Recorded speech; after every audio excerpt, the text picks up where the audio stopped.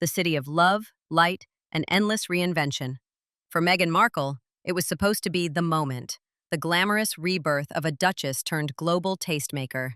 Her first solo trip to Paris Fashion Week, a carefully orchestrated comeback designed to silence critics and remind the world she still belonged in the spotlight. But beneath the glittering lights of the Champs-Élysées, a storm was brewing. Because just days after her grand arrival, receipts began to surface.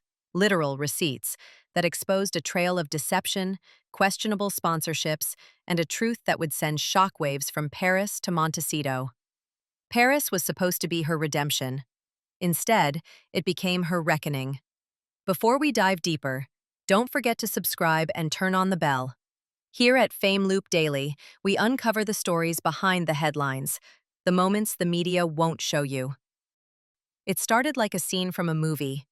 Cameras flashed outside the Hotel Plaza Athénée as Meghan Markle stepped out in crisp white, wrapped in a Balenciaga coat, her oversized sunglasses catching the glow of the Parisian afternoon.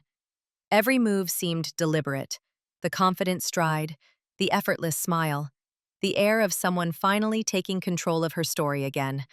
For weeks, rumors had hinted at Meghan's surprise appearance at Fashion Week, not as a guest but as the moment, the reintroduction of Meghan Markle, the humanitarian, the fashion icon, the woman who had transcended the crown. Her team called it a relaunch. But what the world didn't know, what Meghan herself may not have fully grasped, was that every detail of this so-called comeback was about to unravel in public view. Days later, a French gossip magazine published what it claimed were leaked hotel invoices. They weren't rumors, they were numbers. Thousands spent on penthouse suites, private cars, designer meals, and 24-hour security. And the question that echoed across the internet was simple. Who paid for all of this? The documents didn't list Meghan or Archewell as the client. Instead, the booking appeared under a corporate sponsor's name, one shockingly tied to Balenciaga. At first, it sounded plausible. Meghan had attended their show, she'd worn their designs, and aligning with Balenciaga would have been a headline-worthy partnership. But within hours, that illusion shattered. Balenciaga denied everything. No deal, no sponsorship, no authorization. Suddenly, the glamorous trip was no longer a comeback. It was a controversy. Headlines blared across France. Balenciaga denies funding Meghan Markle's Paris stay. Duchess in hot water over hotel lies. Online, #HotelGate trended worldwide.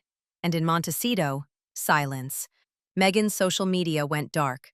The woman once known for controlling her image had lost control completely. If you're just joining us, make sure to hit that like button. It helps this story reach more viewers and keeps investigative content like this alive on YouTube.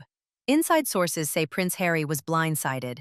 He believed the Paris trip was an approved appearance, a polished PR move tied to brand negotiations. He had no idea Meghan had used corporate names for access, or that Balenciaga's involvement was self-assumed. When the truth broke, anger replaced confusion. According to one source close to Archewell, Harry was furious when he realized the trip hadn't gone through official channels. He saw it as reckless, unnecessary, and deeply damaging. Critics pounced. They called it hypocrisy, accusing Meghan of abandoning royal privilege only to exploit a new kind of status. Even loyal supporters began to hesitate. If Meghan could fabricate sponsorships, what else had she been less than honest about? The Paris glow had turned radioactive. Then came the legal blow. Balenciaga issued a formal statement denying all connection to the trip and quietly sent a notice distancing the brand from Meghan Markle. For a fashion house already battling reputational fires, the last thing they needed was another controversy. And Meghan, intentionally or not, had just given them one. The fallout was immediate. Fashion insiders whispered that Meghan's attempts to align with high-end brands had officially backfired. The palace, meanwhile, watched from across the channel. Royal aides, according to leaks, found the scandal predictable. One even quipped that the only royal thing about that trip was the price tag. If you think this story's wild so far, wait until you hear who actually paid the bill. This next part changes everything. Just as the chaos began to settle, another revelation reignited it. The payments hadn't come from Balenciaga. They hadn't come from Archewell. And they hadn't come from Meghan herself.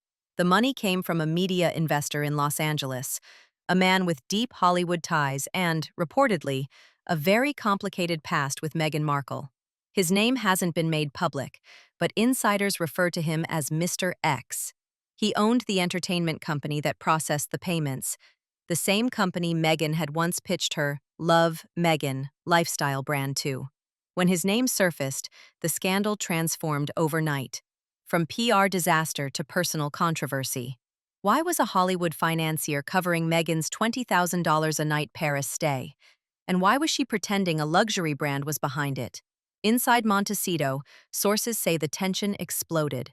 Harry reportedly felt betrayed, blindsided again, learning the details only after the media did. He confronted Meghan. She insisted it was business, not personal. But Harry wasn't convinced. "It's the optics," he reportedly told her. "You said we were past all this." What came next was emotional collapse.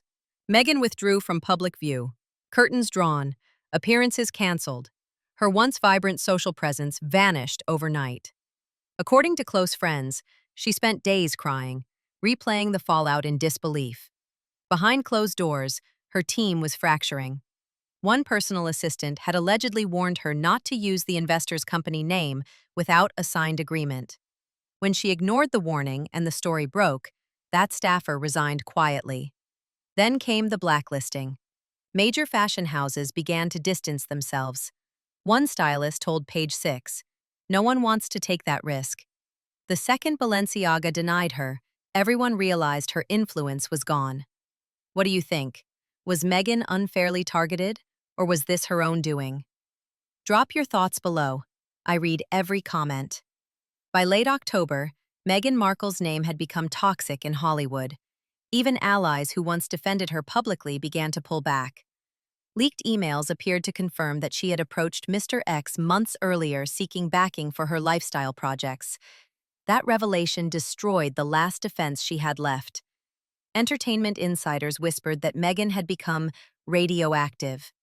A producer told Variety, "Nobody wants to be her next headline."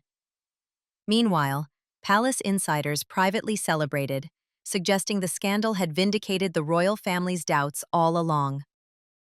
By the time Meghan returned to California, Montecito was silent.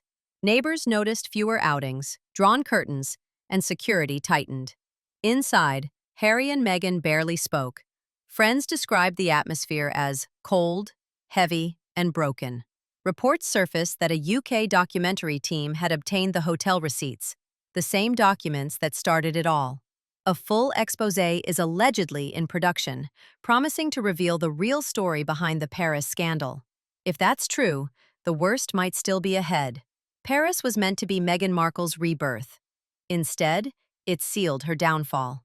Because no matter how many times she tries to reinvent herself, the ghosts of her past always seem to find the receipt. If you made it this far, you're exactly the kind of viewer we create for. Stay subscribed, hit that bell, and check out our next exposé right here on Fame Loop Daily, because this is just the beginning.